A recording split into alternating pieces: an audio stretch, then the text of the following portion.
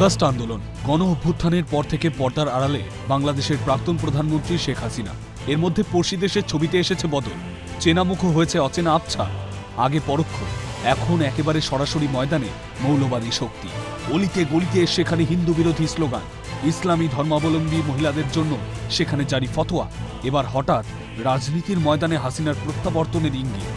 আন্তর্জাতিক সংবাদ মাধ্যমে প্রকাশিত খবর অনুসারে গত সপ্তাহে যুক্তরাষ্ট্রের নিউ ইয়র্কে আওয়ামী লীগ আয়োজিত একটি অনুষ্ঠানে ভার্চুয়ালি যোগ দিয়েছেন হাসিনা। আগামী 8ই ডিসেম্বর লন্ডনের একটি অনুষ্ঠানে টেলিফোনে অংশগ্রহণ করার কথা রয়েছে তার। এর আগে ইউরোপের দুটি দেশেও একইভাবে বক্তব্য দিয়েছিলেন তিনি। তবে কি বাংলাদেশের রাজনীতিতে ফের সক্রিয় হচ্ছেন হাসিনা?